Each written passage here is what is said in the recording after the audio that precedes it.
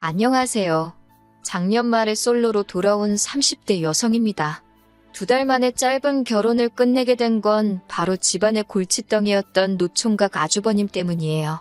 남편과 저 두 사람의 문제가 아닌 제3자 때문에 이혼까지 하게 될 거라고는 상상하지 못했는데 남편과는 고교 시절 동창입니다. 당시에는 서로 인사만 주고 받을 정도로 서먹한 사이였지만 고향을 떠나 같은 지역에 있는 대학에 진학하면서 가까워진 특이한 사이랄까요. 이후로 친한 친구처럼 몇 년을 지내다가 우연한 기회로 30이 되던 해부터 연애를 시작했어요. 오랜 시간에 걸쳐 서로를 알아왔던 덕분에 큰 잡음 없이 즐거운 만남을 가졌고 부부의 영까지 맺게 되었지요. 다만 같은 고향 출신이라고는 해도 이렇게 표현해도 될지 조심스럽습니다만 가족관계나 경제적인 부분에 있어서 약간의 차이는 있었어요. 남편 쪽 이야기부터 해보자면 어머님 아버님은 작은 식당을 운영하셨는데 점점 젊은 사람들도 빠져나가고 관광객도 줄어들면서 문을 닫네만에 하는 상황이었지요. 반면에 제 경우 조부모님이 운영하시던 공장을 저희 부모님이 물려받아 운영하고 계셨는데 워낙 기존 거래처가 많아서 큰 어려움 없이 지금까지 유지되고 있는 걸로 알아요. 하지만 이러한 배경적 차이는 솔직히 저에겐 문제가 안 되었어요. 진작부터 알고 있기도 했고 남편 한 사람만 두고 본다면 능력 있는 남자였으니까요. 게다가 친정부모님께서도 사람 됨됨이가 중요한 거라 하시면서 집이며 혼수며 부족한 건 당신들이 도와주시겠다 하셨지요. 다만 딱 한 가지 친정부모님이 우려하신 부분이 있었는데 그건 바로 남편의 형이었어요. 남편에게는 위로 띠동갑의 미혼인 아주버님이 있습니다. 어머님 아버님은 정상이라고 하시지만 제가 보기에는 지능에 좀 문제가 있어 보이고요.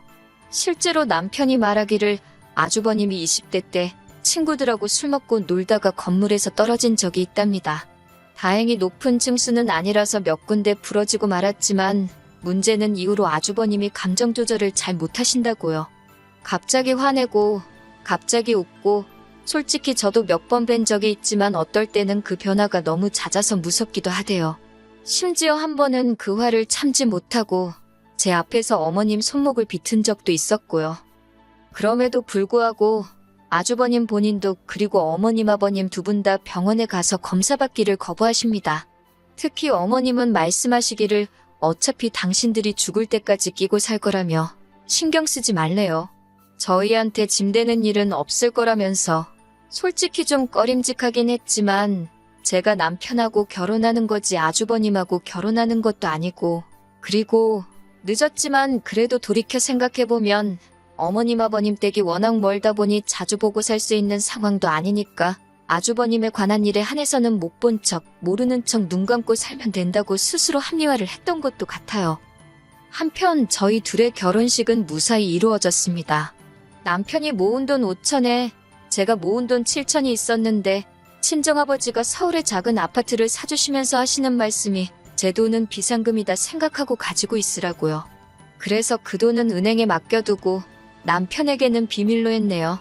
한편 집 문제가 해결되었으니 남은 건 결혼식과 혼수였는데 결혼식은 양가에서 반반씩 부담해 주셨습니다. 그렇다 보니 남편이 해결해야 할 일은 혼수밖에 없었어요. 그런데 이 무렵 어머님이 연락을 해오셔서는 뜬금없이 당신 주변 분들이 아들 장가 보내면서 이걸 받았네, 저걸 받았네 그런 이야기를 하시더군요. 솔직히 저도 나이가 30이 넘었는데 왜 그런 말씀을 하시는지 당연히 눈치를 챘지요. 그래서 뭐가 필요하시냐 하니까 명품백을 말씀하십니다. 솔직히 황당하더라고요. 제가 집을 해오는 마당인데 표현은 못하시더라도 속으로 고마워하실 줄 알았거든요. 그런데 그 와중에도 저한테 뭐 하나 받고 싶어 하시다니 이걸 귀엽게 받으려야 어째야 하나 싶대요. 어머님은 저에게 남편에겐 말하지 말라고 신신당부를 하셨지만 제가 왜 이런 골칫거리를 혼자 끌어안고 가야 하나 싶어서 남편에게 다 털어놓았습니다. 그랬더니 남편이 정말 미안하다며 어머님이 시골분이라 생각하시는 게 고리타분하다나요? 어이가 없어서 저희 부모님은 뭐 도시분들이라서 보이는 게 없어서 사위가 아무것도 안 해오는데 턱하니 집 사주고 그러시겠어요?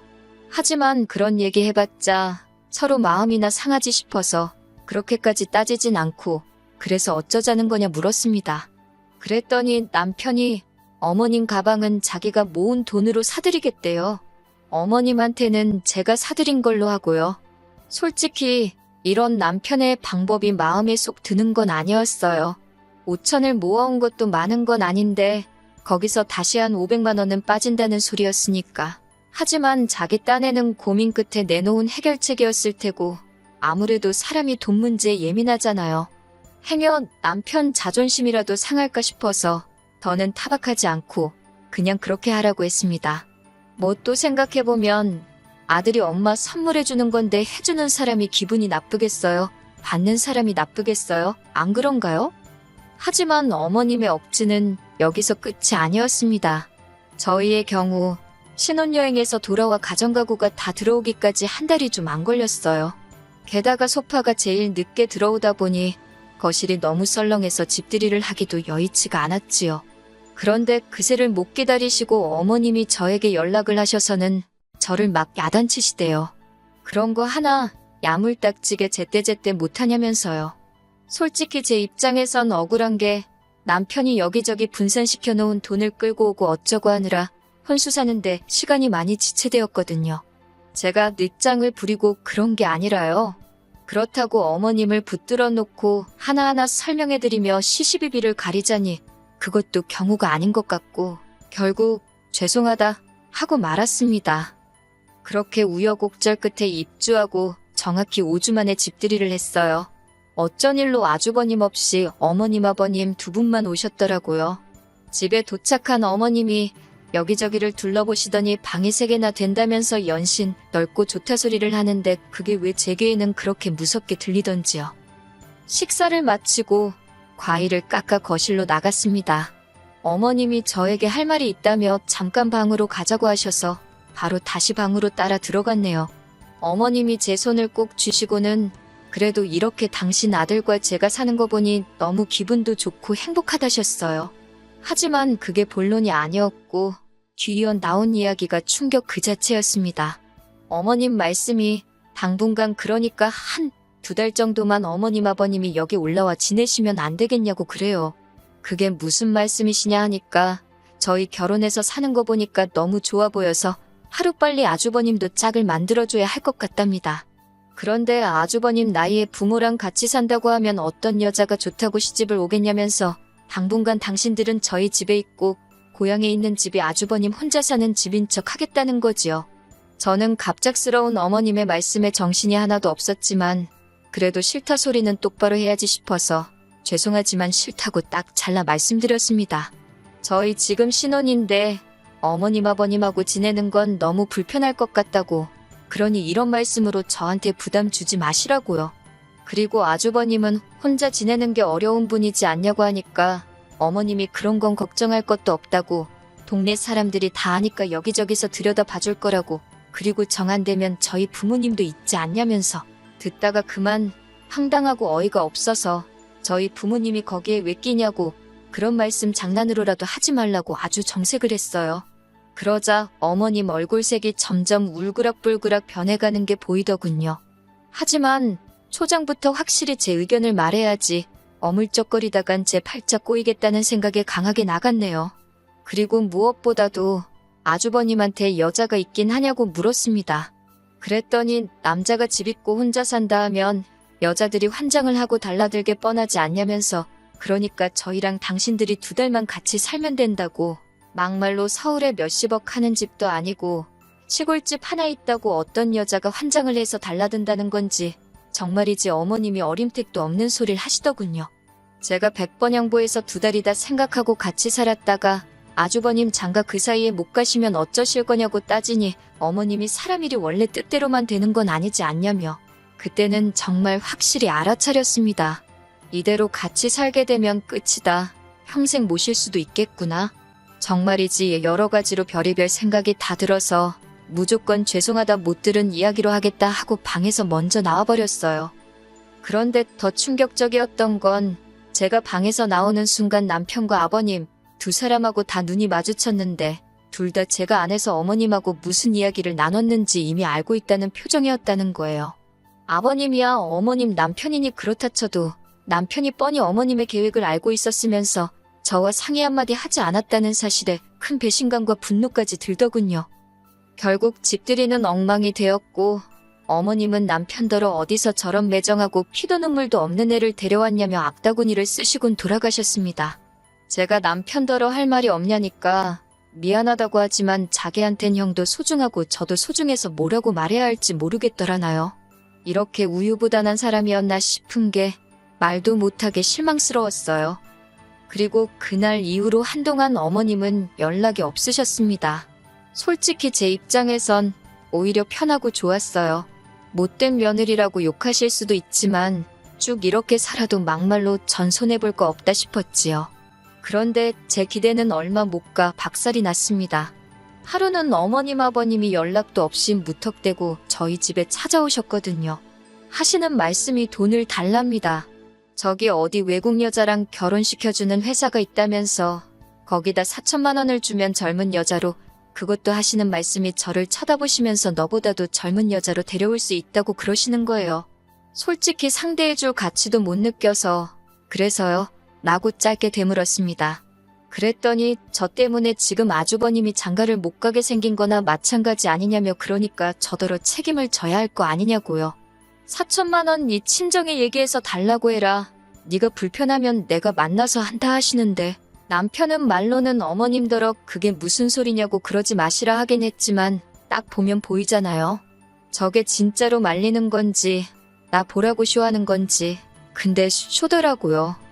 저는 어머님더러 어머님 아들이 저한테 장가 올 때 꼴랑 5천만 원 들고 온 건 아시냐. 5천만 원 가지고 어머님이 좋다 하는 이 방색의 아파트 서울에서 가당치도 않다고 단호하게 얘기했어요. 그나마 제가 어머님 아들을 사랑한다는 이유로 이렇게 데리고 살고 있는 거라고. 어머님 어디 저한테 돈 맡겨놓으신 거 있냐고 조목조목 따지기도 했지요. 그러자 어머님도 더는 하실 말씀이 없으셨는지 저더러 다짜고짜 싸가지가 없답니다. 너네만 잘 살면 그만이냐고. 불쌍한 네 아주버님은 평생 저렇게 살다 죽으라는 거냐고 저한테 악다구니를 쓰셨고요. 하지만 왜 저한테 그러시는 건지 이해도 안 되고, 그래서 아주버님이 결혼을 하시든 혼자 사시든 저는 모르겠다고 왜 저한테 그러시냐고 되물었지요. 그러자 남편이 저더러 잠깐 얘기 좀 하자며 안방으로 들어갔습니다. 남편이 저더러 그렇게까지 말할 필요 있냐면서 일단은 어머님 달래서 내려가시게 하는 게 중요하지 않겠냐고 해요. 얼렁뚱땅 넘어갈 생각하지 말라고. 당신 지금 무슨 생각하고 있냐고 제가 몰아붙이니 남편이 깨갱하며 하는 말이, 그러니까 두세 달만 어머님 아버님하고 일단 같이 살아보자입니다. 그리고도 그 사이에 아주버님이 장가를 못 가시면 우리는 할 만큼 한 거니까 그땐 좀 더 당당히 싫다 할 수 있지 않겠냐고요. 그리고는 어머님도 어느새 들어오셔서 하는 말이, 같이 살아도 일절 간섭 안 하겠다는 말로 저를 달래기 시작했어요.